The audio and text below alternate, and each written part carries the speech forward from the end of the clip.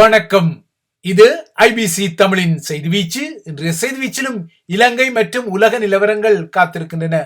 சாக்கடை புழுக்களுக்கு போக்கிடம் ஏது என ஒரு பழமொழி உண்டு.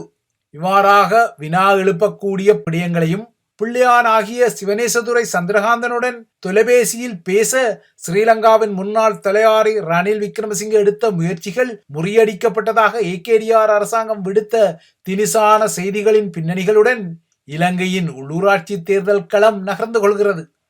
இந்த தேர்தல் களம் நெருங்கி வருகின்றது என்பதற்கு அறிகுறியாக அதற்குரிய வாக்காளர் அட்டைகள் இன்று நாடளாவிய ரீதியில் உள்ள அஞ்சல் நிலையங்களுக்கு விநியோகிக்கும் பணிகளும் ஆரம்பிக்கப்பட்டுள்ளன.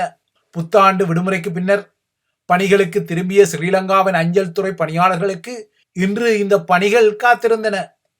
வாக்காளர் அட்டைகளை அஞ்சல் நிலையங்களுக்கு விநியோகிக்கும் பணிகள் எதிர்வரும் நாட்களில் தீவிரமாக இடம்பெற உள்ளன.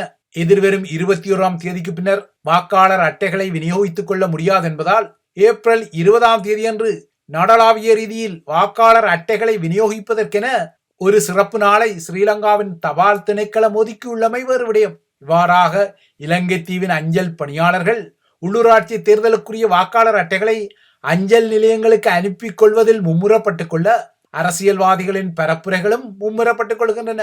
தமிழர்களின் அரசியல் பரப்பிலும் வளமை போலவே வீராவச பேச்சுக்கள், உசுப்பேற்றும் கருத்துக்கள், சேரடிப்புகள், குடிமிப்பிடிகள் என நானாவிதங்களாக இந்த பரப்புரைகள் நகர்த்தப்படுகின்றன. தமிழ் தேசிய அடையாள அரசியல்வாதிகளை பொறுத்தவரை தமது தரப்பு பிரிந்திருப்பதால் இங்கே இந்த தேர்தலிலும் கடந்த நாடாளுமன்ற தேர்தலில் இடம்பெற்றது போல இந்த முறையும் ஏகேடிஆர் தரப்பு யாழ்ப்பாணம் உட்பட்ட தமிழர் இடங்களில் வெற்றி பெற்று விடுமோ என்ற கிளேசத்தில் இருப்பது தெரிகிறது.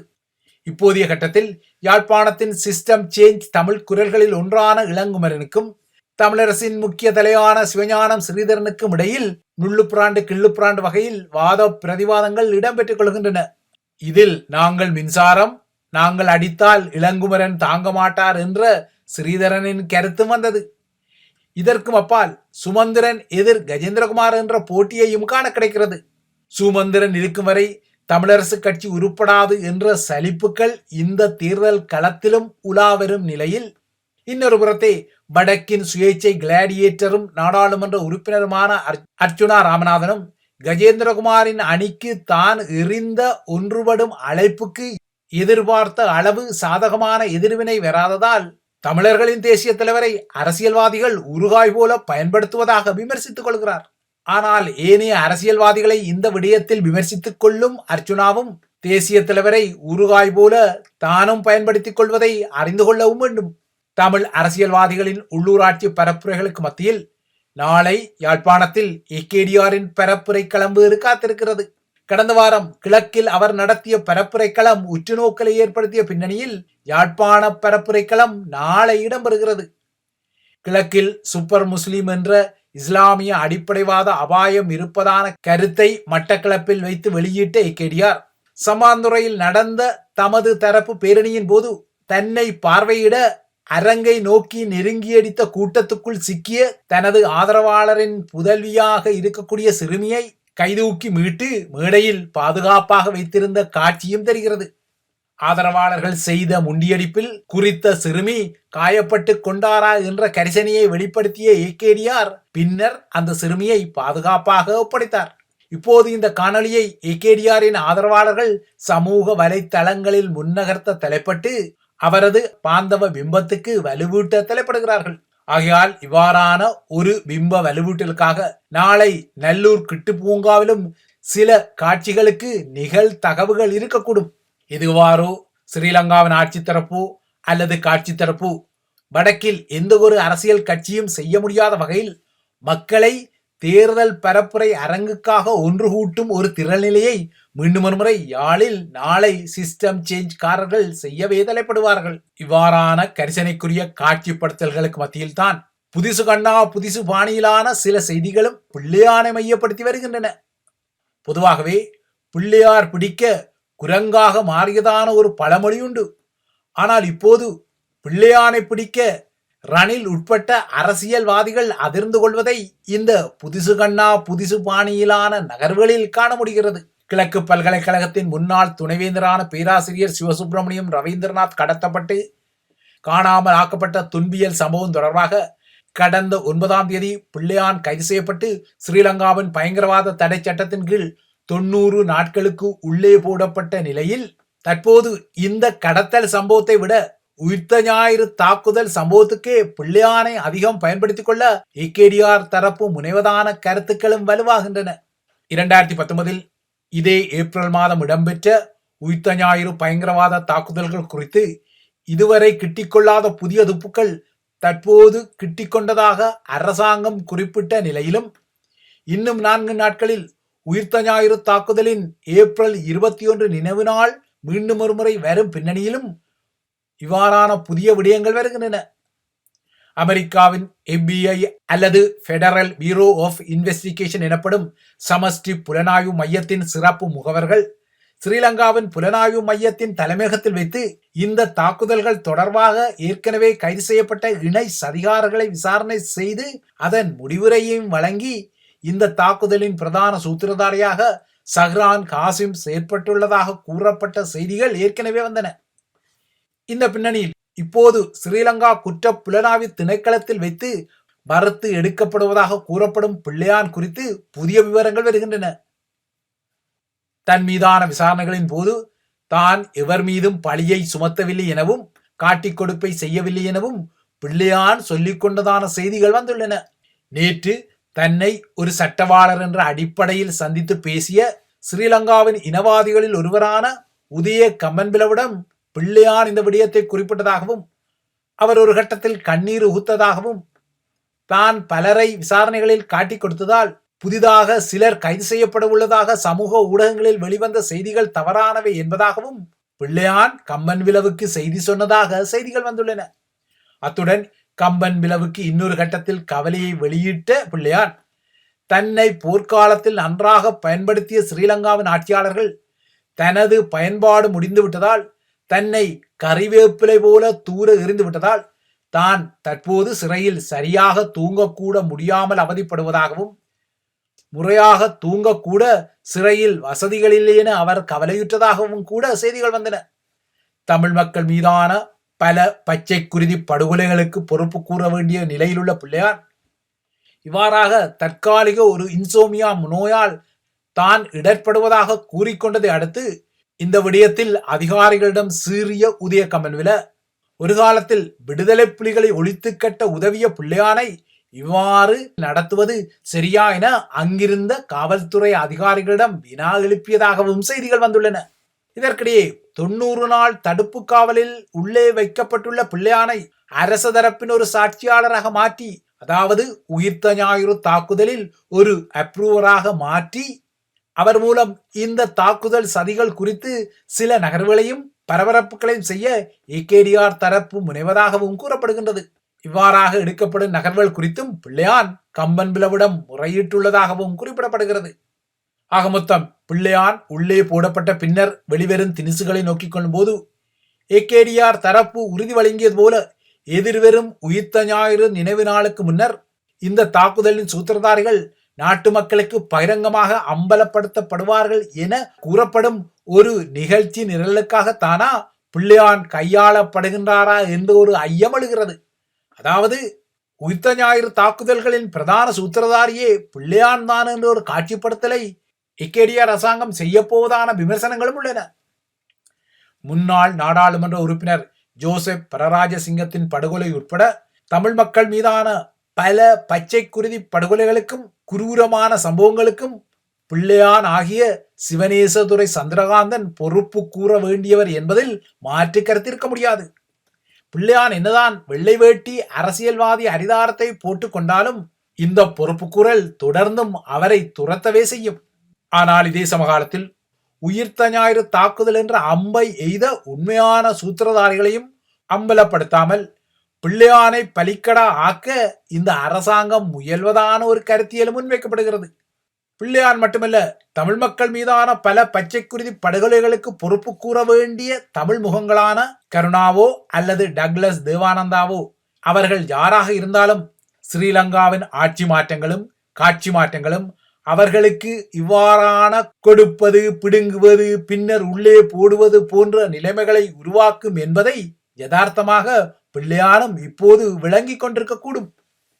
இதற்கிடையே பிள்ளையானுடன் தொலைபேசியில் பேசுவதற்கு ஸ்ரீலங்காவின் முன்னாள் தலையாரி ரணில் விக்ரமசிங்கே எடுத்த கோரிக்கை தமது அரசாங்கத்தால் நிராகரிக்கப்பட்டுள்ளதாக ஏகேடிஆரின் பொதுமக்கள் பாதுகாப்பு அமைச்சர் ஆனந்த விஜயபால சொல்லிய விடயமும் இந்த இடத்தில் முக்கியம் வருகிறது. தனது ஆட்சி காலத்தில் பிள்ளையான் ஒரு இராஜாங்க அமைச்சு பொறுப்பை வழங்கியதன் அடிப்படையில் ரணில் அவருடன் தொலைபேசியில் பேசி தனது பரிவை வெளிப்படுத்த காத்திருக்கக்கூடும். ஆனால் பிள்ளையானுடன் தொலைபேசியில் பேச ரணில் விரும்பிக் கொள்வதாக அவரது பாதுகாப்பு அதிகாரிகள் ஒருவர் ஸ்ரீலங்காவின் குற்ற புலனாய்வு அதிகாரிகளை தொடர்பு கொண்டதாக ஸ்ரீலங்காவின் பொது பாதுகாப்பு அமைச்சர் குறிப்பிட்டுள்ளார். ஆயினும் தடுப்பு காவலில் உள்ள, அதுவும் பயங்கரவாத தடை சட்டத்தின் தடுப்பு காவலில் உள்ள ஒருவர் வெளியிலுள்ள ஒருவருடன் தொலைபேசியில் கலந்துரையாடுவது சட்ட விரோதமானது என்பதால் முன்னாள் அரசு தலைவராக அல்லது ஸ்ரீலங்காவின் முக்கிய அரசியல்வாதியாக ரணில் இருந்தாலும் அவரது அந்த கோரிக்கை மறுக்கப்பட்டதாகவும் அரசாங்கம் தெரிவித்துள்ளது. பிள்ளையான் கைது செய்யப்படுவதற்கு முன்னர் மேற்குலக ஊடகம் ஒன்றின் தமிழ் பிரிவுக்கு அவருடன் அருகில் இருந்து செவ்வியை வழங்கிக் கொண்ட கருணா எனப்படும் விநாயகமூர்த்தி முரளிதரன் அந்த செவ்வியில் விடுதலை புலிகள் அமைப்பை தான் பிளந்து கொண்ட போது தன்னோடு தோளோடு தோள் கொடுத்தவர் பிள்ளையான் எனவும், விடுதலை புலிகள் அமைப்பு பிளக்கப்பட்டு அதனால் தாம் மேற்கொண்ட குரூர உதிரை சிந்தல் சம்பவங்கள் எல்லாம் இடம்பெற்ற பின்னர் இறுதியாக தொப்பிக்கலை காட்டிலிருந்து தாம் இருவரும் வெளியேறியதாக கருணா அந்த செவியில் குறிப்பிட்டிருந்தார். அவ்வாறாக தொப்பிக்கலை காட்டிலிருந்து தாம் இருவரும் வெளியேறி ஒரே வாகனத்தில் கொழும்புக்கு பயணம் செய்ததாகவும், அப்போது அந்த பயணத்துக்குரிய ஏற்பாடுகள் யாவும் ரணில் விக்ரமசிங்கவின் இயக்கத்தில் மேற்கொள்ளப்பட்டதாகவும், அலிசாகிர் மௌலானா ஊடாக இந்த நகர்வுகள் ஒருங்கிணைக்கப்பட்டதாகவும் கருணா குறிப்பிட்ட நிலையில் ரணிலும் பிள்ளையானுடன் பேச முற்பட்டதான புதிய கதைகள் வந்துள்ளன. இவ்வாறான கதைகள் யாவுமே ஐஸ்பர்க் எனப்படும் சிறியதொரு நுனியின் அடியில் இருக்கும் பிரமாண்டமான பனிப்பாறையை வேறு வழியின்றி நினைவுபடுத்தத்தான் செய்கின்றன. இவை இலங்கையை மையப்படுத்திய விடயங்கள்.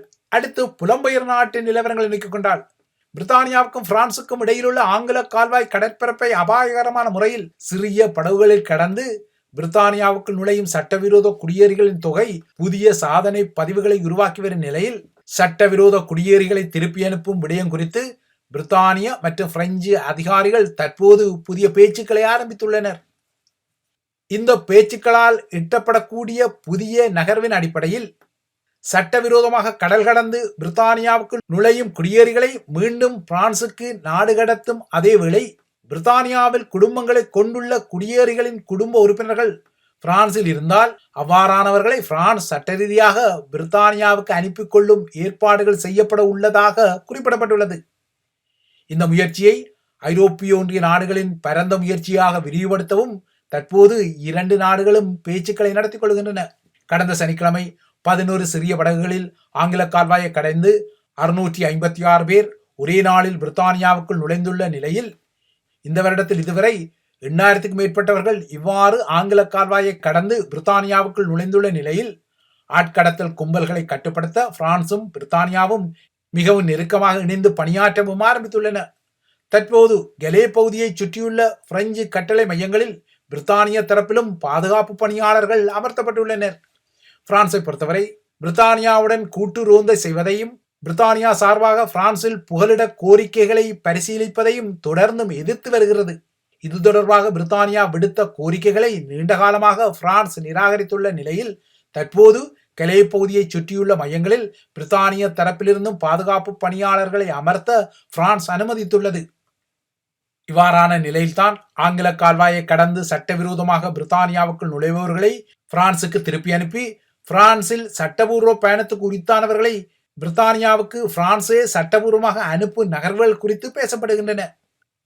இந்த நகர்வின் அடிப்படையில் பிரித்தானியாவில் வாழ உரிமையுள்ள, குறிப்பாக குடும்பங்களுடன் இணைவதற்கு உரித்துள்ளவர்கள் பிரான்சில் இருந்தால் அவ்வாறானவர்களை பிரித்தானியா ஏற்றுக்கொள்ளும் அதேவேளை அதே தொகையுள்ள சட்டவிரோத குடியேறிகள் பிரித்தானியாவிலிருந்து பிரான்சுக்கு நாடு கடத்தப்படுவார்கள் எனவும் இந்த திட்டத்துக்குரிய ஆரம்ப பரிந்துரைகளில் கூறப்பட்டுள்ளது.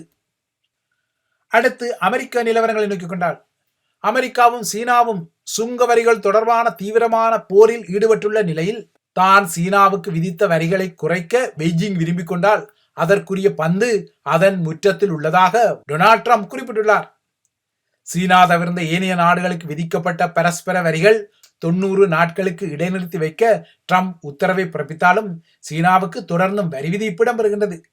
இப்போது அமெரிக்காவுக்கும் சீனாவுக்கும் இடையில் இடம்பெறும் இந்த வர்த்தக போரின் ஒரு பகுதியாக சீனா தனது நாட்டில் செயற்படும் விமான நிறுவனங்கள் அமெரிக்காவை தளமாக கொண்ட போயிங் விமான தயாரிப்பு நிறுவனத்தின் விமானங்களை பெறுவதை தற்காலிகமாக நிறுத்தி வைத்துள்ளது. இந்த செய்திகளை அடுத்து போயிங் நிறுவனத்தின் பங்குகள் நேற்று சரிந்தன. சீனா எடுத்த இந்த நடவடிக்கை அமெரிக்காவின் மிகப்பெரிய ஏற்றுமதியாளராக கருதப்படும் போயிங் நிறுவனத்துக்கு மட்டுமல்ல, உலகின் மிகப்பெரிய பொருளாதாரமாக கருதப்படும் அமெரிக்காவுக்கு முக்கிய அடியாகவே இருக்கக்கூடும். போயிங் நிறுவனத்தை பொறுத்தவரை அது ஏனைய விமான உற்பத்தி நிறுவனங்களைப் போல அல்லாமல் தனது அனைத்து விமானங்களையும் அமெரிக்க தொழிற்சாலைகளில் தான் உற்பத்தி செய்கிறது. அதன் வணிக விமானங்களில் ஏறக்குறைய 3/2 பங்கு அமெரிக்காவுக்கு வெளியே உள்ள அதன் வாடிக்கையாளர்களுக்கு அனுப்பப்படுகின்றன. அதன் அடிப்படையில் போயிங் வருடாந்தம் $79 பில்லியன் அமெரிக்க பொருளாதாரத்துக்கு பங்களித்துக் கொள்கிறது. நேரடியாகவும் மறைமுகமாகவும் 16 லட்சம் பணியாளர்கள் உலகளாவிய ரீதியில் போயிங் நிறுவனத்தில் பணியாற்றுகின்றார்கள். இதில் ஏறக்குறைய 1,50,000 பேர் அமெரிக்காவில் பணியாற்றுகின்றனர். 2018 ஆண்டின் பிற்பகுதியிலும் 2019 ஆண்டின் முற்பகுதியிலும் 2 அபாயகரமான விபத்துக்களை போயிங் நிறுவனத்தை பொறுத்தவரை தற்போது விமானங்களின் டெலிவரி, அதாவது உற்பத்தி செய்து நாடுகளுக்கு அனுப்பும் நகர்வு மிக முக்கியமானவை. ஏனென்றால் போயிங் நிறுவனத்தை பொறுத்தவரை அதற்கு கொள்வனவு கட்டளை வழங்கிய நாட்டுக்கு ஏற்றுமதி செய்யப்பட்ட பின்னர்தான் அந்த விமானத்துக்குரிய காசின் பெரும்பகுதியை பெற்றுக் கொள்வதால் சீனா அதன் விநியோகங்களை தற்காலிகமாக முடக்குவது போயிங்குக்கு மிகப்பெரிய அடியாக மாறக்கூடும். இந்த நிலையில் டொனால்ட் ட்ரம்ப் முன்னகர்த்த முனையும் நாடு கடத்தல்கள் குறித்த சட்ட இழுபறி தொடர்கின்றது. ஏற்கனவே டொனால்ட் ட்ரம்பின் உத்தரவில் எல் சல்வடோருக்கு நாடு கடத்தப்பட்ட ஒருவரை மீண்டும் அமெரிக்காவுக்குள் மீண்டும் எடுக்கும் உத்தரவை கண்காணித்துக் கொள்வதற்கான ஒரு குழுவை அமைத்துள்ளமை டொனால்ட் ட்ரம்புக்கு புதிய சவாலாக மாறியுள்ளது. இதற்கிடையே உக்ரைன் தொடர்பாக G7 நாடுகளின் கூட்டறிக்கையில் அமெரிக்கா கையெழுத்திட மறுத்துள்ளது. கடந்த பிப்ரவரி மாத இறுதியில் உக்ரைன் மீதான ரஷ்ய போரை கண்டிக்கும் வகையில் ஐக்கிய நாடுகளின் பொதுச்சபை ஒரு தீர்மானத்தை நிறைவேற்றிய போது அந்த தீர்மானத்துக்கு எதிராக அமெரிக்கா ரஷ்யாவுடன் இணைந்து வாக்களித்த நிலையில் இப்போது உக்ரைன் மீதான ரஷ்ய தாக்குதலை கண்டிக்கும் G7 கூட்டறிக்கையில் அமெரிக்கா கையெழுத்திட மறுத்துள்ளது. அமெரிக்கா தனது நீண்டகால ஐரோப்பிய பங்காளி நாடுகளுடன் ரஷ்யாவின் போர் விடயத்தில் முரண்படுவதற்கு புதிய ஆதாரமாக இந்த நகர்வும் வந்துள்ளது. இவைதான் IBC தமிழின் செய்திவீச்சு. தொடர்ந்தும் IBC தமிழுடன் இணைந்திருங்கள்.